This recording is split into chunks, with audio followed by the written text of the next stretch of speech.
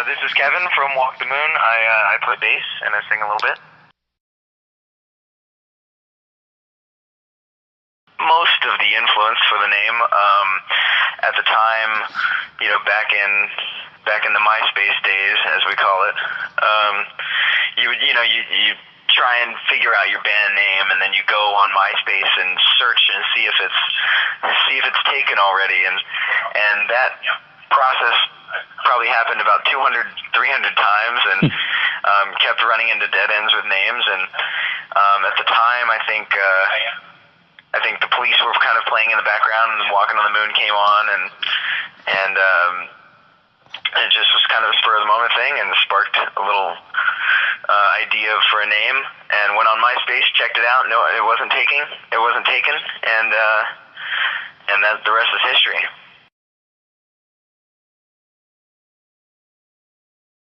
We've never covered it. I don't know if it's like, we might jinx ourselves or something if we try and cover the namesake song. But yeah, a lot of the Police songs. Sting's one of the most unique and talented vocalists of all time, I think. And trying to reproduce a Police song, especially that, is pretty challenging. I think we used to cover Roxanne back in the day, but that was as far as we got with trying to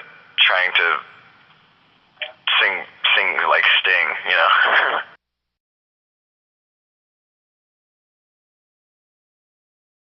I think as far as the Police influence, I think you could say yes.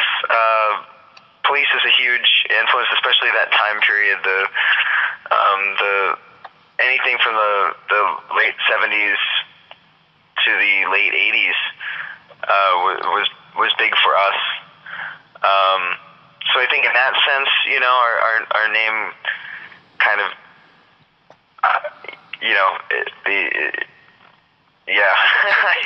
it's tough to say. I don't know if our name necessarily describes our sound in those three words. I don't know how you would come up with that. I think it's tough to put us into a genre. It's tough to put yourself into a genre.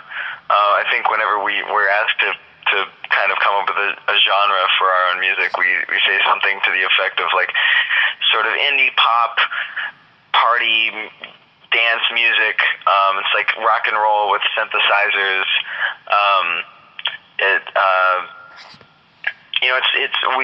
We really like to have a fun time, and especially like I think the live thing, the live aspect of Walk the Moon is the main focus, and so I think what we do live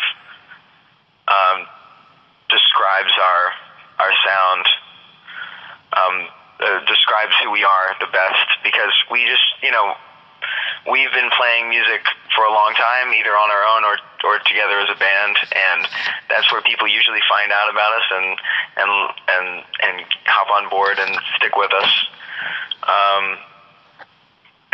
So yeah, I think it's all about the live thing for us.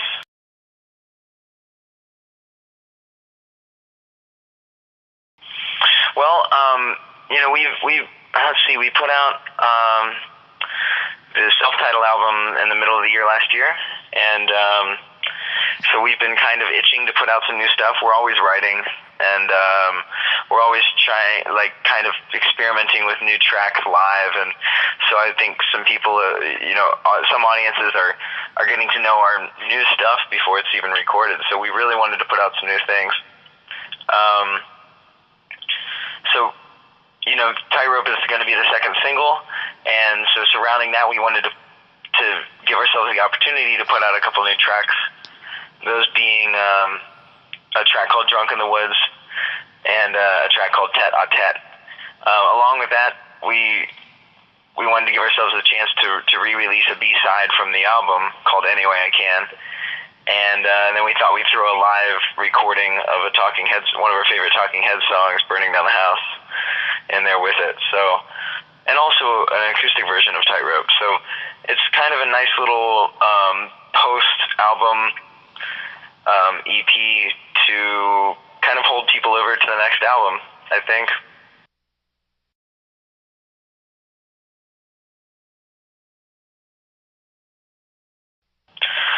Well, we were, like I was saying, we like to try out new music on audiences.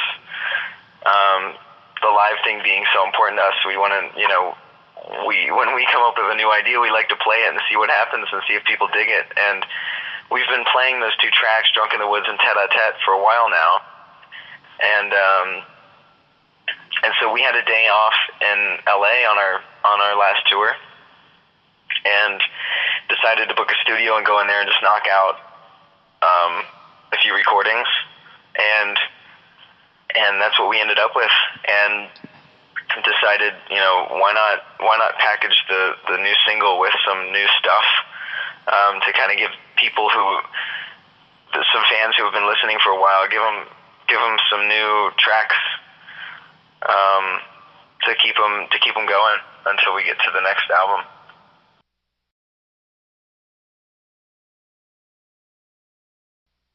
Oh yeah, we playing it for a while, and we continue to play new things that nobody's heard before, or just experimenting with stuff that we've been writing in sound checks or in the bus or whatever. And I think as a fan, I would love it if a band tried out a brand new song on a concert that I was at. So we like to keep it interesting and see what people's reactions are to brand new music.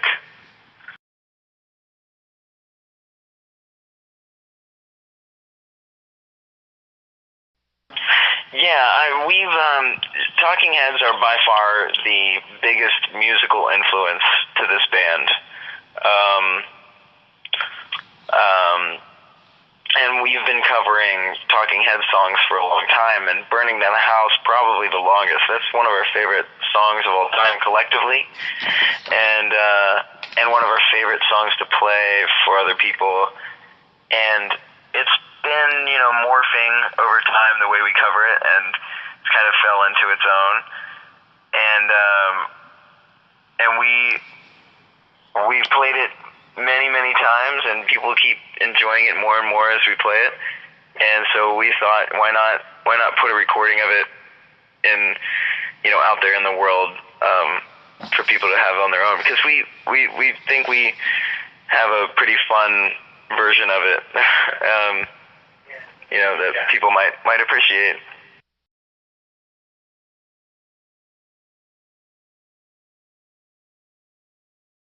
Well, part of it is just the fact that we've been doing this so long. We've all been on the road for such a long time. I think I've been on the road in some form or another for the past 5 years. And then last year was the busiest year of our lives. We spent at least 300 days on the road last year, and plan to do no less this year. And it's the majority of it is all just the support system back home. Our families all support us and love to help out in any way they can, and they would rather us be doing this than anything else. So and our family on the road, not just the guys in the band, but our tour manager, our sound guy, our tech, our merch guy. We all get along like a family, and a crazy demented family that lives in a bus. But it's the best time. You gotta break it up. You gotta kind of have some variety, and you gotta have some friends out on the road with you, and plenty of support back home, because you gotta have something to come back home to. You gotta be looking forward to the next time you get home. I think that helps.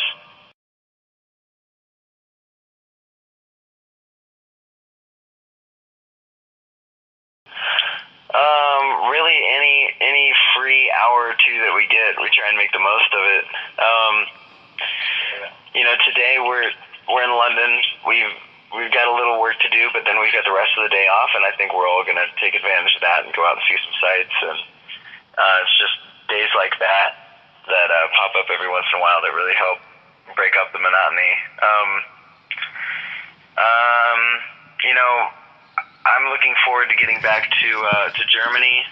Last time we were in Germany, we made a lot of great friends there, and we all really love food in Germany, so that's one of the main reasons we can't get back to eat some bratwurst and drink some good German beer and all that. And Australia is a place that none of us have ever been or even thought we'd ever get to go to. So that if there's any free time at all, we're going to do whatever we can to make the most of that trip for sure.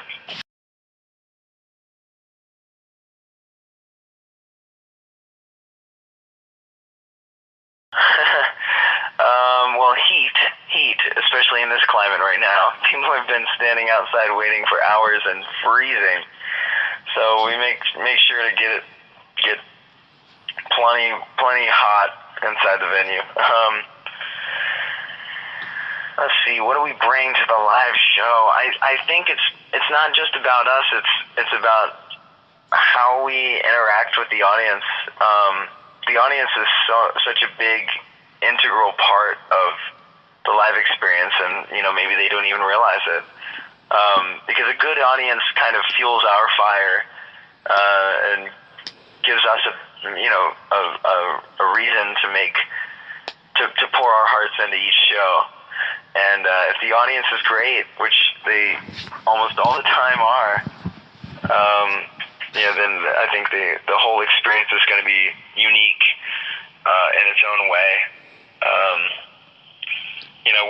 We don't have a big light show. We don't have like anything flying in from the rafters or 20 musicians on stage. It's just a rock band and some loud amplifiers and drums and things and a great interaction with the audience. We like to think that we're not just up on stage playing for some people. We're really like, if we could be out in the audience playing with them and dancing along with them, that'd be ideal, because it's just a big dance party.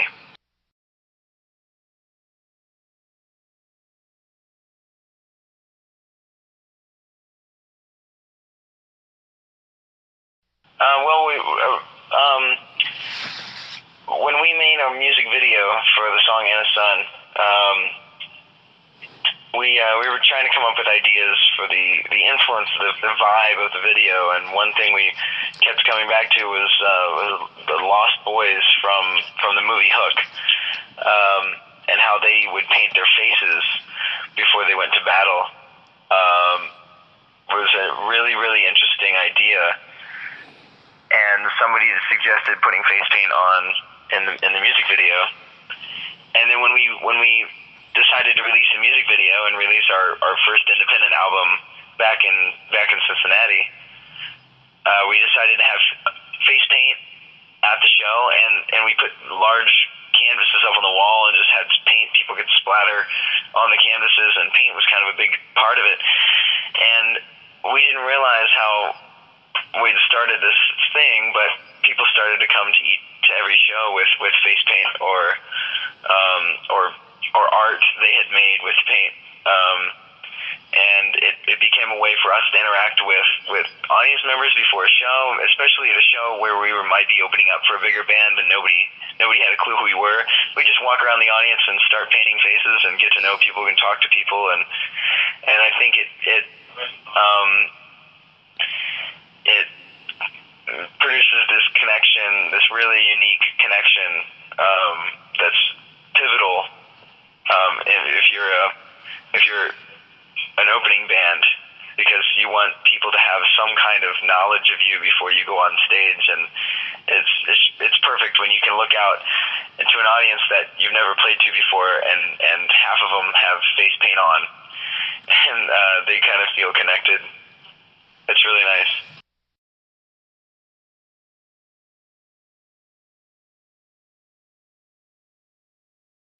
Yeah, Cincinnati, I don't know. Cincinnati's not the first name, and when you think of like musical epicenters in the U.S., you usually think of New York and Chicago and L.A. and Nashville and things like that. But Cincinnati is it's a little off of the main touring, like a national touring path. But it's I think in return for that, it's created its own special music environment, like extra supportive music scene, and there are tons and tons of bands, not just bands, but there's an amazing art scene and fashion scene in Cincinnati, and everyone is aware of each other and wants to see each other do well, and so there's no reason why we wouldn't have Cincinnati supporting us for the rest of our career. Because we support Cincinnati as much as we can, and there's some great artists that really deserve to be heard of. I think one in particular is an artist called Bad Veins, who just came out with an album recently and has played a few shows with us here and there, and they play with Two Door Cinema Club when Two Door is in the U.S., and they're a fantastic band, and hopefully people will be hearing about them soon, because they could definitely be the next thing to come out of Cincinnati that people really pay attention to.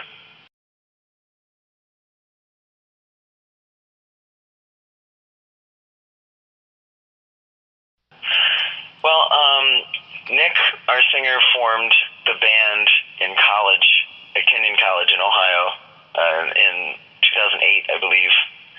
And up to that point, it was just a fun thing they were doing in college and playing around Ohio and whatnot. But when he graduated college, the other members kind of went their own way and got jobs and grew up and things like that. And Nick needed somebody to kind of come in and help out and start playing instruments. And I know Nick because our moms are best friends, and we grew up together as little play dates when we were toddlers. And I hadn't spoken to him in like 15 years. And out of the blue, I got a call from him saying, "Hey, I heard you went to music school and you play guitar, and I really need someone to fill in on some dates and play music with." And so I came down, and I eventually brought in Sean, our drummer, who was a friend of mine that I've never been in a band that Sean wasn't in. Sean is an incredible drummer, and I knew immediately that I had to introduce him to Nick. And Eli had another band in Cincinnati. Eli's just a prodigious guitar player from Cincinnati that we was a force to be reckoned with, and we couldn't ignore him. We kept coming back to Eli. Had to have Eli in the band. So I think it was about 2 years ago, just a little over 2 years ago, that we finally decided on this lineup, and we just haven't stopped since.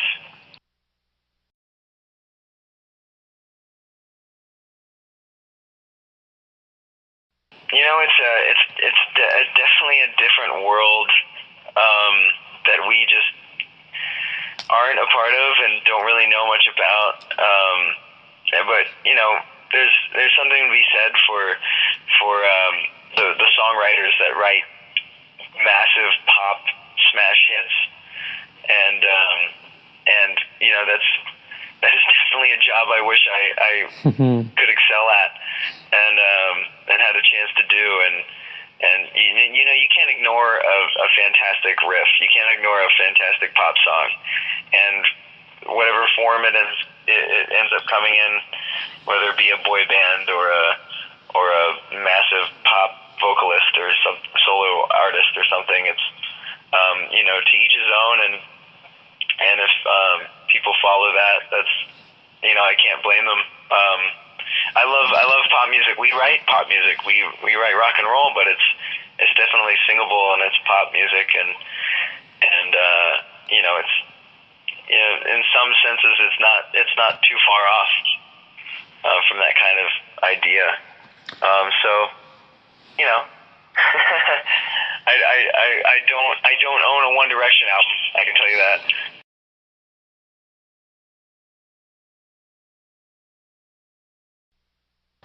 I don't think so. I just don't. I don't think any of us operate like that. I don't think that's an option. And I think that's what sets the bands that are doing it and making it happen from the bands that don't do it and give up, because quitting just isn't an option. I think the key to success as an unsigned indie artist is, you just got to keep doing it. And if you've got the material, if you've got the music, if you've got the songs, then it's just a matter of time. It's a matter of getting the right people to listen to you. And if you're just doing it constantly, you will eventually be in the right place at the right time. And I fully believe in that. Because there's a reason that bands become successful. It's because they stick together and they write great music. And I don't think there would ever be a way that we would give this up or throw in the towel. That's just not even an option. We love what we do.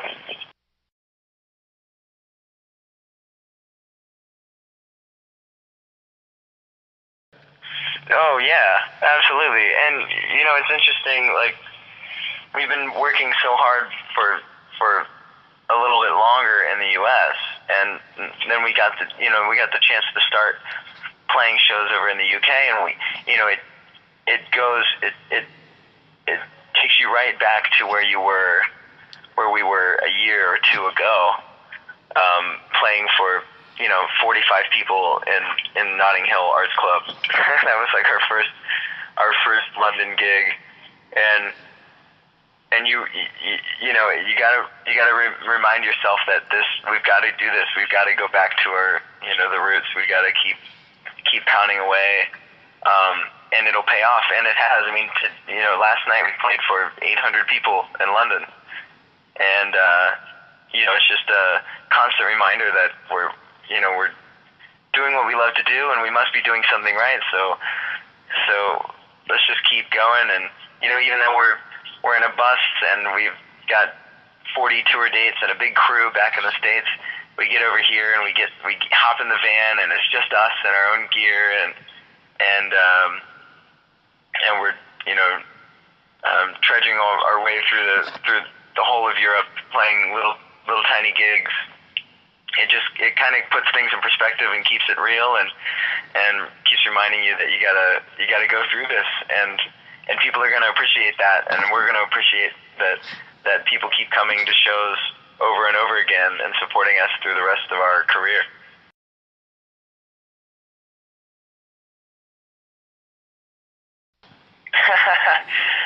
Because we're four of the hands down the sexiest men ever to come out of America. No, we love what we do. We have a ton of fun doing it, and we have a ton of fun playing music. And if people are interested, don't just stop at buying the music or just listening to music or stealing the music or whatever you feel like doing. Come out to a show and experience like the whole entire thing. Like, I think we were put here on this earth to be a tiny little part in the effort to keep live music popular and fun and new and keep it going, because live music can never stop. It can never die. It will never die. And that's definitely what we do best, for sure.